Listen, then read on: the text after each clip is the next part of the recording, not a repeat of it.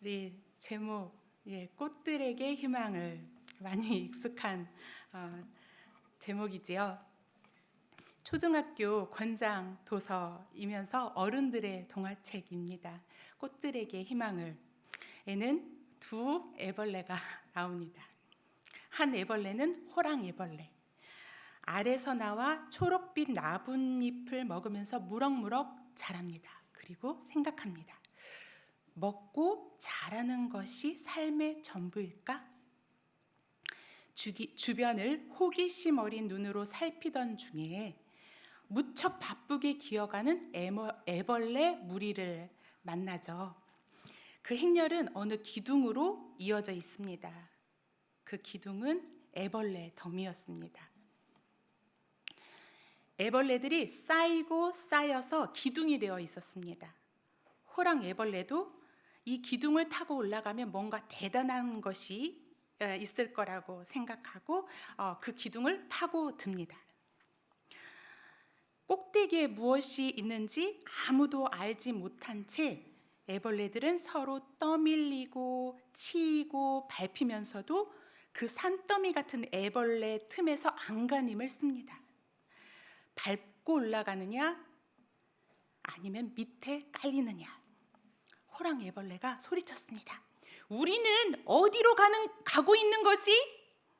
버럭 고함을 질렀더니 호랑 애벌레 밑에 눌려있던 노랑 애벌레, 두 번째 주인공이죠. 노랑 애벌레가 실은 나도 그게 궁금해.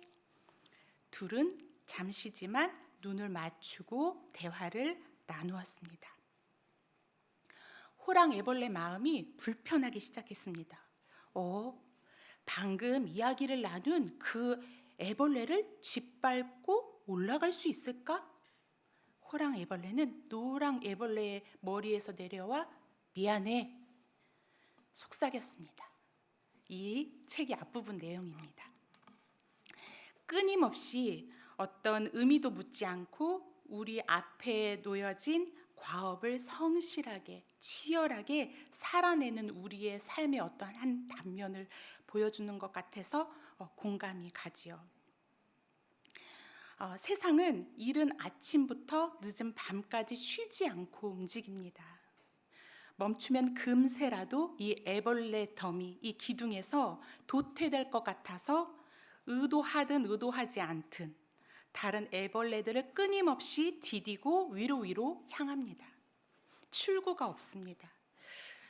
리틀 미, 작은 나가 아니라 빅미, 큰 나가 되어야 할 것 같은 그런 경쟁적인 분위기 속에서는 어느 누구도 만족하거나 충만한 행복을 누릴 수 없습니다.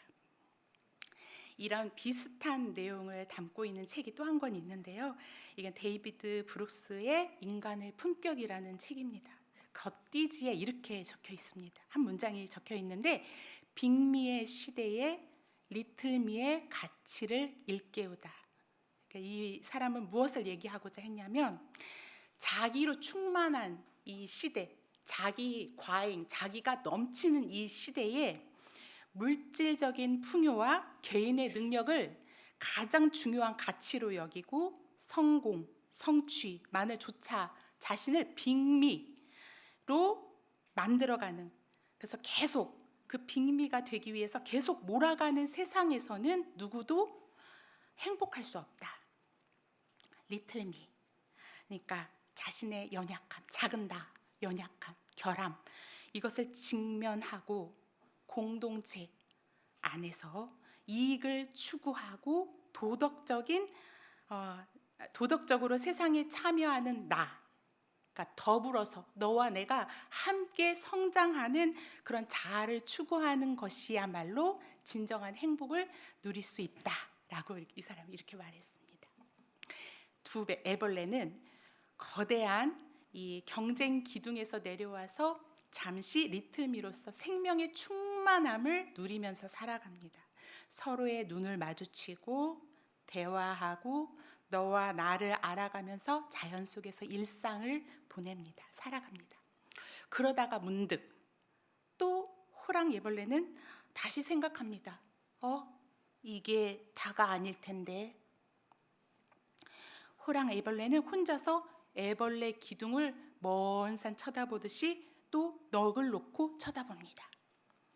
기둥 꼭대기에 대한 미련을 아직도 버리지 못한 거죠. 그리고 결국 호랑 애벌레는 다시 그 애벌레 더미로 돌아갑니다. 남겨진 이 노랑 애벌레는 마음이 상했어요. 그래서 삶의 의욕을 잃고 방황하기 시작합니다. 그러다가 무엇인가에 꽁꽁 묶인 모양새를 한 늙은 애벌레를 만납니다. 늙은 애벌레는 노랑 애벌레에게 이렇게 말합니다. 나비가 되는 과정일 뿐이야. 저 나비가 뭔가요? 나비는 미래의 네 모습일 수도 있단다. 나비는 아름다운 날개로 날아다니면서 하늘과 땅을 연결해 주지. 이곳에서 저곳으로 사랑의 씨앗을 날라준단다. 날기를 간절히 원해야 돼. 하나의 애벌레로 사는 것을 기꺼이 포기할 만큼 간절하게. 그럼 죽어야 한다는 뜻인가요? 그렇기도 하고 아니기도 하지. 겉모습은 죽은 듯이 보여도 참모습은 여전히 살아있단다. 변화가 일어나는 동안 고치 밖에서는 아무 일도 없는 것처럼 보일지 모르지만 나비는 이미 만들어지고 있는 거란다. 다만 시간이 걸릴 뿐이야. 이 대사 곱씹어 보면, 생각해 보면 비록 동화이지만 성경적인 가치가 잘 담겨 있는 것 같지요. 네. 이러한 컨텍스트, 이러한 배경, 이러한 이미지를 가지고 오늘 이 본문을 좀 마주하길 원합니다. 좀 길었죠, 서론이? 네. 자, 베드로전서 2장 1절입니다. 본문에서 첫 단어가 그러므로. 무슨 말인가요? 그러니까 1장에서 지금 말하고 있는 그 내용을 바탕으로 해서 지금 말을 계속 이어가겠다는 말이죠. 그러므로. 자, 이 말을 하고 있는 사람은 누구입니까? 베드로이죠. 베드로야말로 한때 빅미를 꿈꾸는 자였습니다. 3년 동안 동료보다 우위를 차지하기 위해서 호시탐탐 주도권을 놓치지 않으려고 열심으로 예수를 쫓았던 제자였죠. 자신의 성공을 위해서 예수님께서 순환을 예고할 때마다, 고난, 내가 십자가에 못 박혀 죽을 것이다 라는 그 말을 할 때마다 예수님을 붙잡고 버럭 화를 내면서 그러한 일이 있어서는 절대로 안 됩니다 라고 말했던 그였죠. 그러나 지금 그가 예수 그리스도로 말미암아 산 소망을 얻게 된 자로서, 썩지 않고 더럽지 않고 쇠하지 아니하는 유업을 잊게 된 자로서, 예수 그리스도의 보배로운 피로 거듭난 자로서, 이게 1장의 내용이거든요. 그러한 자가 된 나로서 이제 후배된 여러분들에게 말합니다. 그러므로 너희여 모든 악독과 기만과 외식과 시기와 모든 비방하는 말을 버려라.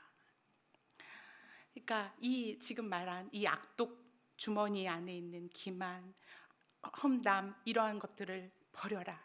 이게 뭔가요? 그러니까 빅미, 나로 충만해지기 위해서 취했던 어떤 행위, 심정들이죠. 자기의 이익을 위해서 방해되는 어떤 것을 걷어내고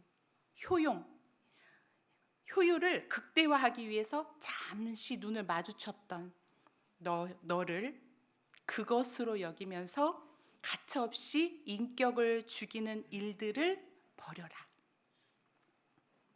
그러니까 세상은 어떤가요? 적당히 거짓말도 좀 해야 하고, 약간 포커페이스, 약간 위선, 외식도 좀 필요한 것 같고, 시기, 비방 이런 것들은 양념처럼 뭔가 처세하는데 그렇게 세상은 그것에 대해서 그렇게 부정적이지 않죠. 그런데 지금 이 베드로는 뭐라고 하냐면 옛 자아가 살아가던 그 방식, 그 죄인의 모습에서 돌아서라. 이러한 지금 계속 열거된 이 행위들은 바로 타인을 겨냥하는 것들이죠. 그러니까 너를 향하는 죄인 거죠.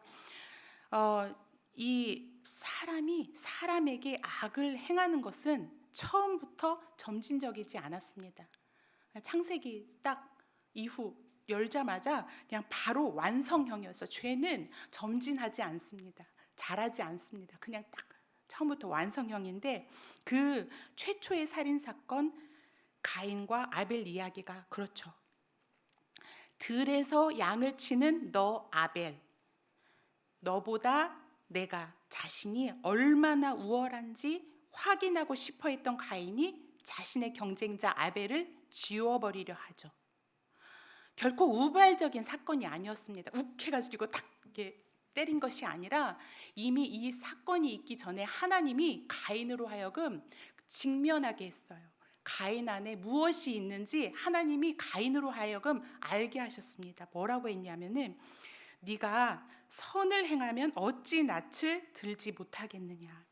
선을 행하지 아니하면 죄가 문에 엎드려 있느니라. 죄가 너를 원하나 너는 죄를 다스릴지니라.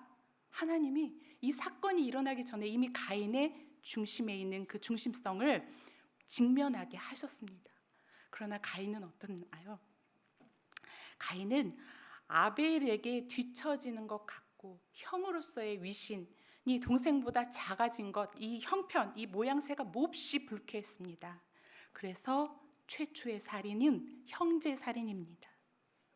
멀리 있는 모르는 누군가가 아니라 가장 가까이 있고 가장 함께하는 시간이 많았던 너, 형제를 죽인 형제 살인이었습니다.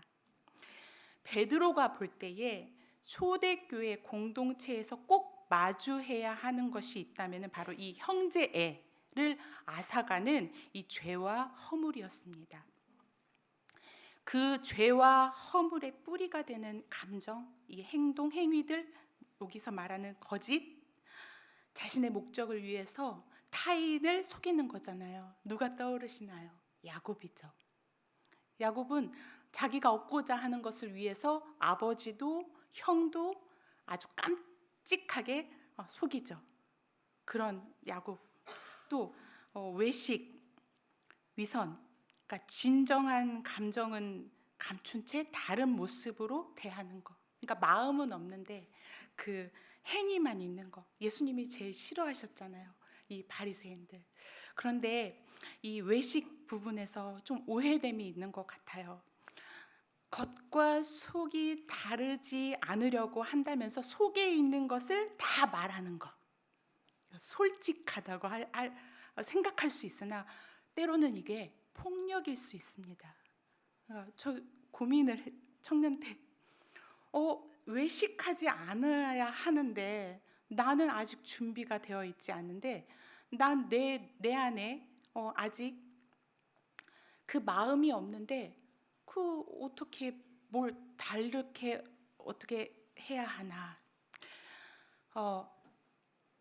성경을 보니까 정직, 그러니까 진실, 정직, 바를 정에 서 있는 거잖아요. 바르게 서 있는 거. 이게 시편에서 많이 나오는 단어인데, 아샤르라는 단어인데, 이게 정직한 자들을 하나님이 복 주시는데, 그 정직은 하나님이 정직하신 거예요. 바르게 서 계시는 거예요. 그 마음이 뒤틀리지 않은 거죠. 그런데 그러니까 내 마음이 외식하지 않으려고 계속해서 우리는 나를 속이는 게 아니라 뒤틀린 목재와 같다. 지금 인간의 품격이라는 그 저자도 우리의 중심은 뒤틀린 목재와 같다고 하거든요. 그렇죠. 우리는 뒤틀려 있습니다. 그런데 하나님 안에서 자꾸 어떻게 우리의 마음을 방향을 전환시키는 거예요. 아시아를 하는 거예요. 뒤틀려진 것을 하나님 앞에 바로 하는 거, 이게 하나님이 보시는 의인 거거든요. 외식하지 않기 위해서 나의 행위뿐만 아니라 그 행위에 내 마음을 아샤르 해 가서 내 마음을 바꿔내는 거, 이게 수정해 가는 거, 그것이지 그냥 솔직하게 있는 대로 다 내놓는 것은, 그것은 교회 공동체 안에서는 상처일 수 있다. 그리고 또 뭘 얘기하냐면은 질투, 시기와 질투. 요한과 야고보의 어머니가 두 아들들을 위해서 좌우 자리를, 영광을 구할 때에 제자들, 그것을 들었던 제자들은 흥분했죠. 막 저기 술렁였습니다. 너무 분해가지고, 너와 내가 지금 다투는 중에 자리를 놓고 있는데 엄마의 패를 썼어? 시기, 질투. 그 시기와 질투의 열매로서 바로 비방하는 말, 험담. 험담. 저는 박영선 목사님이 그러니까 말씀하시는 것 중에서 제 귀를 땡 하고 눌렸던 게 뭐냐면, 우리가 종종 험담을 하잖아요. 비방하는 말을 하잖아요. 그때에 무엇을 깔고 하냐면, 너의 못남, 잘못을 말하면서 너를 꼬집는데 나는 그렇지 않아, 이걸 깔고 한다는 거예요. 너의 잘못을 지적할 때에는 나는 그렇지 않아, 나는 너보다 나아, 이것을 깔고 한다는 거예요. 그 말을 딱 듣는 순간 그렇지, 맞아, 그랬던 것 같다. 그러니까 곰곰이 생각하면 내가 비방하는 그 자리, 그 위치, 그 정황에서 나는 어떻게 했을까? 나는 더 나은 선택과 자세를 취할 수 있었을까? 생각해 보면 아무도 장담 못해요. 그거를 함부로 말할 수가 없더라는 거죠. 어느 누구도 이러한 지금 이 악독의 주머니 안에 들어있는 이러한 감정과 행위들로부터 자유롭지 못합니다. 그러나 베드로는 이러한 것들을 산 소망 되시는 그리스도의 피로 거듭난 너희, 그러니까 우리, 이것을 벗어내야 한다. 어떻게 벗어내야 하냐면, 근데 여기서 베드로전서를 1장부터 쭉 읽어보면은 베드로가 공동체의 유익을 굉장히 생각하고 있구나. 예전에는 나 하나만 서기를 그렇게 원했던 사람이었는데, 이제는 썩지 않고 더럽지 않고 쇠하지 않은 그 유업을 받는 그러한 자답게 공동체를 생각할 수 있는 그 자리에 서 있구나를 알게 됩니다. 이 사람이 지금 그래서 그것을 벗어내기 위해서는 무엇을 집중해야 하느냐, 마음에 간직해야 할 것이냐. 2절에 갓난 아기들 같이 순전하고 신령한 젖을 사모하라. 그러니까 베드로는 죄가 나를 원할 때, 죄가 나를 손짓할 때, 죄를 다스릴 수 있으려면 순전한 신령한 젖을 먹어야 한다고 말하는 거죠. 주의 성도들은 하나님의 말씀에서 오는 자양분으로 구원에 이르기까지 자라고 성장해서 세상의 도전, 죄의 유혹을 넉넉히 이겨가야 합니다 라고 지금 말하고 있습니다. 아이가 젖 냄새를 맡으면 더 막 젖을 막 찾잖아요. 그런 것처럼 하나님께 굶주린 자처럼 순전한 말씀의 냄새를 맡아라. 그리고 그 말씀을 왕성하게 꿀떡꿀떡 먹어야 한다. 그래서 자라가라. 세상의 찌꺼기, 불량식품으로 입맛 상해할 것이 아니요, 불순물 없는 깨끗한 순전한 그리스도의 말씀으로 영혼을 채워갈 때, 죄로 물든 세상에 최적화되어 있는 나의 심정, 이것을 떨쳐낼 수 있다. 어떻게 떨쳐내냐면, 저 주일학교 때 아이들한테 죄를 떨쳐내는 것을 이렇게 예화 들거든요. 개가 털에 똥이 묻었어요. 우물이 묻었어요. 막 더러운 게 묻었어요. 그럼 어떻게 떨쳐내느냐? 온몸을 비비면서 흔들면서 그것을 떨쳐내듯이 죄는 그렇게 힘써서 떨쳐내야 한다. 그러니까 그 떨쳐내는 것은 순전한 그리스도의 말씀으로 내 안에 채워갈 때 막 힘써서 떨쳐낼 수 있다. 그 순전한 그리스도의 말씀으로 영혼을 채워갈 때에 하나님의 심정으로 살아갈 입맛이 다시 돌고 체질로 변화되어 갈 것입니다. 물론 이게 단시간에 우리 입맛과 체질이 변하지 않잖아요. 하지만 그 건강한 맛과 그 운동이 주는 유익을 깨닫는 순간 잠시 약간의 고통을 감수하고라도 그 맛과 그 힘을 계속 구하는 것처럼 지금 뭐라고 얘기하냐면 너희는 베드로가 너희는 주의 인자하심을 맛보았으면 계속 그리하라 라고 얘기하고 있습니다. 인자하심? 저 인자하심 굉장히 좋아하거든요. 헤세드. 헤세드인가? 헬라어를 찾아보니까 그게 아니더라고요. 여기서 크리스토스라고 하는 말로 되어 있는데 그거는 선한, 유익한, 히브리어에서 말하면 토부의 의미예요. 좋은, 선함. 그러니까 그러니까 이게 무슨 말이냐면 그리스도의 주의 인자하심을 맛보았으면 그러니까 그 최고의 맛이 무엇이냐? 그 신령한 전사의 최고의 그 입맛 돌게 하는 그 맛은 바로 선한 맛이라는 거예요. 그 선한 맛은 창세기 때의 토부는 창조에 의한 토부이지만 여기에서 크리스토스는 구속, 구원, 참맛, 구원하신 그 하나님, 나로 하여금 맛보고 경험하게 한 그 맛이 무엇이냐면 나를 살린 맛, 생명을 솟게 한 그 맛, 그 맛이라는 거죠. 그것을 니네들이 맛봤니? 그걸 그리해, 계속해, 그렇게 말하고 있는 거죠. 그러면서 근데 이제 뒤에 보면은 우리가 그가 맛보게 하신 방법을 주님이 그 선한 맛을 나로 하여금 맛보게 하신 그 방법을 알면은 그 맛이 더 기가 막혀집니다. 그러니까 최근에 그 흑백 요리사가 이탄하더라고요. 요리사들이 요리하는 그 모습을 볼수록 더 침이 이게 배어 나오잖아요. 그 맛을 더 상상하게 되는 것처럼 예수님께서 그 선한 맛을 인자하심을 우려내는 그 방법, 그 모습을 더 알면 알수록 그 맛이 더 기가 막히다는 거죠. 예수님이 우려내신 그 인자하심의 맛, 그 선한 그 맛, 예수님이 이 땅에서 그 사명을 완수한 모습을 보십시오. 너무 경이롭습니다. 모든 존재가 있게 하신 최상의 빅미시잖아요. 그분이야말로 진정한 빅미시잖아요. 그분이 가장 리틀미가 되신 거예요. 가장 작은 자가 되셔서 사람에게 버림바가 되었습니다. 인생에게 버려지고 무시당하고 짓밟히고 가난하고 권리를 주장하지 않고 십자가를 당한 바보가 되셨습니다.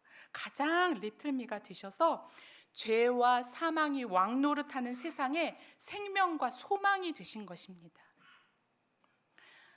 베드로는 자신에게 반석이라는 이 별명을 지어주신 예수님이야말로 진정한 돌이십니다. 진정한 산돌, 보배로운 돌이십니다 라고 고백하고 있는 거예요. 살고자 나를 위해서, 나의 생명과 나를 위해서 예수님의 십자가 앞에서 도망쳤던 이 베드로가 이제 예수 그리스도의 그 이루신 일, 그가 하신 일을 이해하기를 어떻게 이해를 하냐면 자신을 포함하여 세상 모든 사람들이 만물의 찌꺼기, 음식물 쓰레기같이 만물의 찌꺼기로 여긴 그 예수가 건축자들이 건축 자재로도 쓸 수 없을 만큼 그런 무용지물로 버려버린 그 돌이라고 돌인 그를, 그 버려진 그 돌이 주의 나라와 주의 몸된 교회의 기초, 머릿돌, 반석이 되셨다고 지금 이해하는 거예요. 이 베드로가. 세상은 이해할 수 없습니다. 왜냐하면 세상을 구원하는 방법, 세상에 문제가 있을 때 세상은 그 구원하는 방법은 마블에 나오는 그 영웅들처럼 특별한 능력, 재력, 지력 이런 걸 겸비한 어떤 영웅적 행동이 있어야지 된다고 생각하죠. 죄를 해결한다고 해서 이 세상이 천국이 될 거라고, 유토피아가 될 거라고 생각하지 않습니다. 그렇기에 지금도 십자가에도 리틀미로 오신 그분이 세상의 메시아라고 생각하지 않죠. 빅미를 꿈꾸는 이 세상에서 단지 그는 진로 방해하는 거치는 돌, 부딪히는 돌, 그리고 걸려 넘어지게 하는 돌일 뿐입니다. 그러나 이 보배로운 돌이시오 모퉁이의 머릿돌 산돌이 되시는 예수님은 구약에서 또 어떤 돌로 소개되냐면, 사실 이 말씀을 준비할 때 저는 예수님 돌로 표현한 모든 부분을 함께 보려고 했어요. 저는 돌이 너무 좋거든요. 반석 되신 예수님 그분. 근데 구약에서는 또 어떤 돌로 소개하냐면은, 개역 한글에서는 뜨인 돌이라고 번역되어 있는데 개역 개정에서는 손대지 아니한 돌. 다니엘서 2장 34절에서 35절 말씀을 한번 같이 읽어보겠습니다. 다니엘서 같이 읽겠습니다. 시작.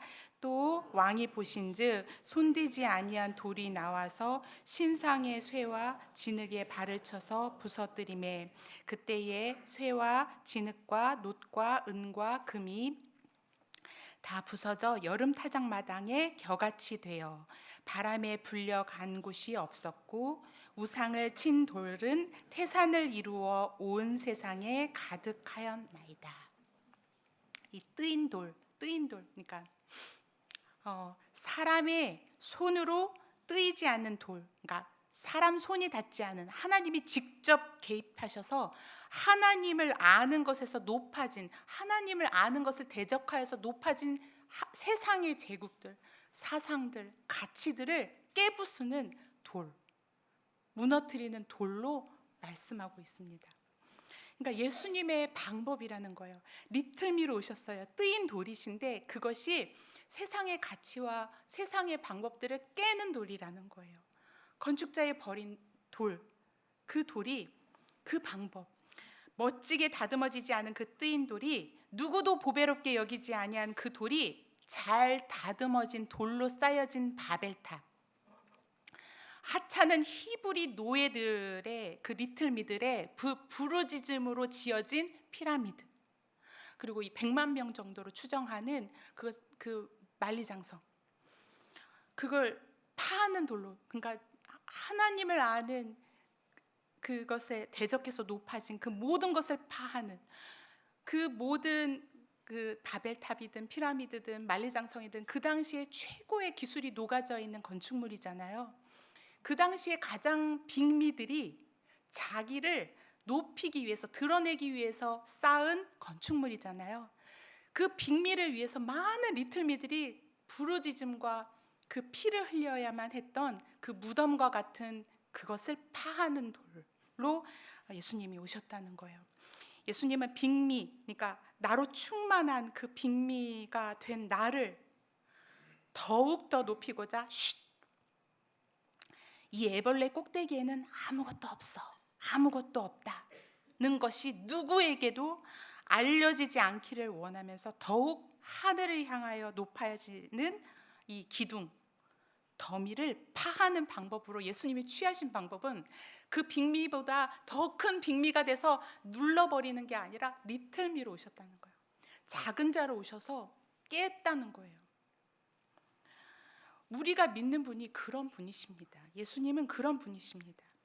그렇기 때문에 예수님을 믿는다는 것은 세상의 가치를 따라 기둥을 오르는 삶이 아니라 마치 고치 속에, 애벌레 고치 속에 들어가는 취약한 시간을 보내는 것일지도 모릅니다. 잃어버린 시간 같고 뒤로 물러가는 것 같아 보일 수도 있고, 마치 이러다가 죽을 것 같고 실패할 것 같은 두려움이 엄습할 수 있습니다. 급변하는 세상 속에서 성경적 가치를 가지고 산다는 것, 사랑, 희락, 화평, 오래 참음, 이런 내적, 이런 가치들, 성경이 말하는 그 가치들을 이루면서 품고 살아간다는 것은 경쟁력이 없어 보입니다. 한마디로 바보가 되는 것 같습니다. 죽음 같아 보이는 고치가 되는 것입니다. 늙은 애벌레의 말, 겉모습은 죽은 듯이 보여도 참 모습은 여전히 살아있단다. 삶의 모습은 바뀌지만 목숨이 없어지는 것은 아니야. 나비가 되어보지도 못하고 죽는 애벌레들도 다르단다. 그 죽는 애벌레들과는 다르단다. 고치는 중요한 단계란다. 다시는 애벌레 생활로 돌아갈 수 없으니까. 일단 나비가 되면 너는 진정한 사랑을 할 수 있어. 새로운 생명을 만드는 사랑말이다. 변화가 일어나는 동안 고치 밖에서는 아무 일도 없는 것처럼 보일지 모르지만 나비는 이미 만들어지고 있는 것이란다. 그러니까 예수님이 빚어가시고자 하는 우리의 모습은 새로운 생명을 만드는 사랑을 할 수 있는 진정한 존재로 우리가 그렇게 되기를 원하십니다. 그 존재, 우리를 그렇게 빚어가는 방법 또한 예수님이 이 땅에 오시고 살아가시고 죽으신 그 모습과 다르지 않습니다. 우리로 나비가 이미 되게 하셨습니다. 이미 우리는 나비입니다. 너희는 뭐라고 하셨냐면 너희는 택하신 족속이요 왕 같은 제사장이요 거룩한 나라요 그의 소유된 백성이라고 말씀하셨거든요. 이미 우리는 그러한 존재가 되었습니다. 내가 그럴 만해서가 아니라 주님이 이미 시작하셨습니다. 그래서 우리로 어떻게 됐냐면 10절 로 암미 로루 하마 내 백성이 아니고 긍휼을 얻지 못하였던 나로 암미 루하마 나로 하여금 하나님의 인자하심, 그러니까 사랑받고 하나님의 백성 되고 긍휼 얻은 그러한 하나님의 소유된 백성, 이미 그 하나님의 인자하심이 우리를 그렇게 낳으셨습니다. 존재가 변화됐습니다. 그러나 그 존재가 가지는 목적이 있지요. 하나님 분명히 아브라함을 부르면서 그로 하여금 그를 축복하면서 뭐라고 했냐면 천하 만민의 복이 될지니라. 복이 되게 하시고자 우리를 그렇게 그러한 존재로 부르셨죠. 그런데 이 천하 만민은 사실 저 멀리 먼 곳에 있는 나와 내가 알지 못하는 그 누가 아닙니다. 내 형제이죠. 내 부모시고 가족이고 친구고 이웃이죠. 그들 나로 인해서 그들이 복을 얻게 하시고자 그렇게 우리를 부르셨고 존재를 이루어 가신다는 거죠. 하나님이 계시고 그 하나님이 우리를 구원하실 만큼 사랑하시고 그리고 우리의 영생의 뜻을 가지고 계신 분이심을 나타내는 것입니다. 나를 통해서, 변화된 나를 통해서. 그래서 보배로운 산돌, 모퉁이 돌을 부딪히는 돌과 걸려 넘어지게 하는 돌로밖에 여기지 않는 이 세상을 향해서 희망, 생명을 선포하는 존재로 우리를 부르셨습니다. 우리는 태어나서 학업, 공부하고 진학, 취업, 가정을 이루고 경제활동을 하면서 일상을 견실하게 살아가는 동안 부지불식간에 이 빅미를 추구할 수밖에 없는 시스템 속에서 살아가고 있습니다. 그런데 우리의 근원적인 존재, 나의 근본적인 존재는 세상이 쌓아 올린 기둥이 우리의 세상의 전부가 될 수 없습니다. 왜냐하면 우리는 그 속에서 하나님의 나라와 하나님의 의를 구하는 존재로 우리를 부르셨고 그렇게 이루어가기 때문입니다. 하나님은 나의 존재가 나의 존재의 가치가 이 기둥 더미의 위치, 어디에 있느냐에 따라서 내 존재 가치가 결정되는 것을 원하지 않습니다. 그렇기 때문에 하나님은 우리 안에 버젓이 자리 잡고 있는 이 빅미를 반드시 다루십니다. 빅미 자체를 목표로 살아가는 존재가 아니라 하나님의 의와 나라를 이 땅에 이루어가는 존재가 되게 하시려고 방법을 바꾸십니다.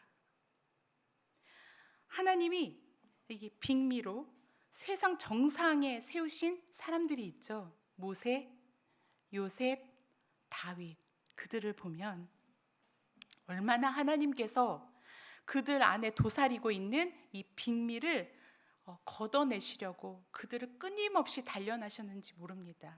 그들 안에 도사리고 있는 이 빅미를 다루셨습니다. 그래서 그 하나님 앞에 작은 나, 리틀미인 자신을 직면하고 그 가운데 하나님의 은혜를 아는 자요, 하나님의 도움을 구하는 자로 빚어내셨습니다. 그래서 하나님 앞에 진정한 빅미가 되게 하신 거죠. 진정한 빅미로 다시 태어나게 하셨던 것처럼 그렇게 다뤄진 그러한 자들을 통해서 하나님은 희망이 필요한 자들, 희망이 필요한 이들을 어두운 데서 빛으로 부르시고, 그리고 하나님의 아름다운 덕을 그들을 통해서 발견하게, 우리를 통해서 발견하게 하십니다. 나비는 아름다운 날개로 날아다니면서 땅과 하늘을 연결시켜 주지. 이곳에서 저곳으로 사랑의 씨앗을 날아준단다. 나비가 없으면 꽃들도 이 세상에서 사라지게 돼. 그렇죠. 그렇죠. 가장 큰 빅미가 리틀미가 되셔서 우리 가운데 오셔서 너와 나, 우리를 살리셨듯이 우리는 꽃에서 꿀만 빠는 존재로 살아가는 것이 아니라 이곳 저곳에 주의 사랑의 씨앗을 나르는 자로, 복된 자로, 복이 되는 존재로 온전히 살아갈 사명이 있습니다. 예수님이 사랑한 방식, 우리가 사랑하는 방식이 되고, 예수님이 살아가는 그 모습이 우리가 살아가는 모습 되기를 원합니다.